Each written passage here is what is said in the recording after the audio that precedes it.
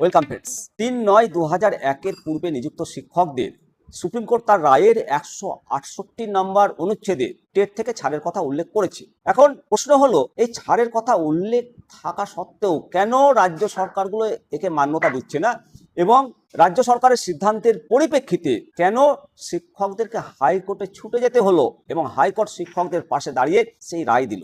এই ব্যাপারটা অত্যন্ত গভীরভাবে বিশ্লেষণ করলে আইনের সূক্ষ্ম এবং মূল দ্বন্দ্বটা পরিষ্কার হয়ে যাবে। ১৬৮ নম্বর অনুচ্ছেদে ৩রা সেপ্টেম্বর ২০০১-এর প্রসঙ্গটি রয়েছে এবং এখানে সুপ্রিম কোর্ট নিজেই স্বীকার করছে যে ৩রা সেপ্টেম্বর ২০০১ সালের পূর্বে নিযুক্ত শিক্ষকরা এনসিটিইর আদি নিয়ম অনুযায়ী টেট থেকে ছাড় পেয়েছিলেন, কিন্তু তা সত্ত্বেও কেন রাজ্য সরকারগুলো ছাড় দিচ্ছে না, কেন মামলা করতে হচ্ছেন, কেন এটা সরাসরি প্রযোজ্য হচ্ছে না, আইনি জটিলতা কোথায়? ১৬৮ নম্বর অনুচ্ছেদে সুপ্রিম কোর্ট যখন ২০০১ সালের আগের ছাড়ের কথা উল্লেখ করেছে, তখন সেটি ছিল অতীতের বিজ্ঞপ্তির একটা ঐতিহাসিক হিস্টোরিক্যাল কনটেক্সট, অর্থাৎ আদালত বোঝাচ্ছিল যে অতীতে কেবল তাদেরই ছাড় দেওয়া হয়েছিল। আবার ঠিক পরবর্তী ১৭০ নম্বর অনুচ্ছেদ সুপ্রিম কোর্টের আদালত একটা চূড়ান্ত নির্দেশ বা লজিক্যাল কোলোনালি টেনে দিয়ে সবটাকে গুলিয়ে দিয়েছে। সেখানে বলা হচ্ছে বর্তমানে যে কোনো ইন সার্ভিস শিক্ষক যদি প্রমোশন পেতে চান তবে তাকে টেট পাস করতেই হবে।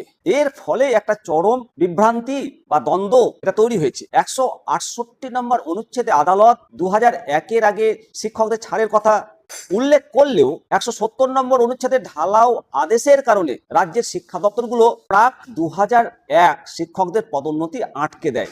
বোম্বে হাইকোর্ট এবং সুপ্রিম কোর্টের অন্যান্য বেঞ্চের সাম্প্রতিক ব্যাখ্যা এই ১৬৮ বনাম ১৭০ নম্বর দ্বন্দ্বের কারণেই শিক্ষকদের আবার বোম্বে হাইকোর্টে বা অন্যান্য হাইকোর্টে যেতে হয়েছিল। আদেশের যে সাম্প্রতিক পর্যবেক্ষণ ২০২৬-এর কিছু মামলায়, যেমন Shailesh Kashinath Raut versus state of Maharashtra, আইনজীবীগণ ঠিক এই জায়গাতে ১৬৮ নম্বর অনুচ্ছেদটি আমাদের মতো মাননীয় আইনজীবীগণ তুলে ধরেছিলেন। আর আদালতের সাম্প্রতিক যে ব্যাখ্যা, সেখানে ১৬৮ নম্বর অনুচ্ছেদে এনসিটির পুরনো ভাষার বিবরণ মাত্র, সেখানে সুপ্রিম কোর্টের বর্তমান নিজস্ব আদেশ বা কমান্ড নয়। সুপ্রিম কোর্টের আদেশ হলো চাকরিতে টিকে থাকতে বা পদোন্নতি পেতে সবাইকে নতুন ডেডলাইনের মধ্যে টেট পাস করতে হবে। তো পশ্চিমবঙ্গের শিক্ষকদের ক্ষেত্রে এর প্রভাব কি? যেহেতু সুপ্রিম কোর্ট ১৬৮ নম্বর অনুচ্ছেদে বিষয়টি উল্লেখ করা সত্ত্বেও আবার ১৭০ নম্বর অনুচ্ছেদে বর্তমান প্রমোশনের জন্য টেট পাস বাধ্যতামূলক করেছে, তাই পশ্চিমবঙ্গ সরকার নিজ থেকে ২০০১-এর আগের শিক্ষকদের কোনো লিখিত ছাড় বা বিজ্ঞপ্তি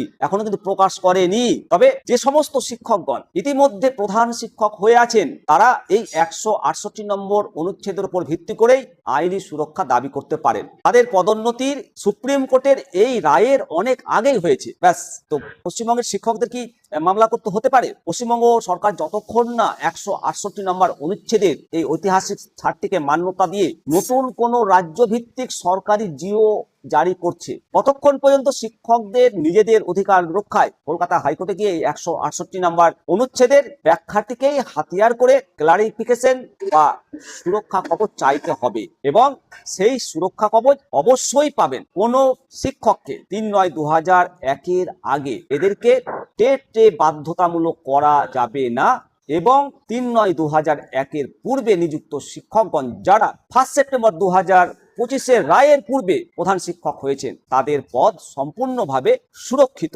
অবশ্যই আপনাদের মতামত জানাবেন, এবং আপনি ৩-৯-২০০১-এর আগে যদি নিযুক্ত শিক্ষক হন, অবশ্যই কমেন্ট সেকশনে কমেন্ট করে জানাবেন এবং প্রচুর পরিমাণে শেয়ার করুন। ভালো থাকুন। জয় হিন্দ, বন্দে মাতারাম, ভারত মাতা কি জয়। অবশ্যই রাজ্য সরকারের প্রতি আস্থা রাখুন, ভরসা রাখুন, হবে হবে জয় দৃঢ়প্রত্যয়।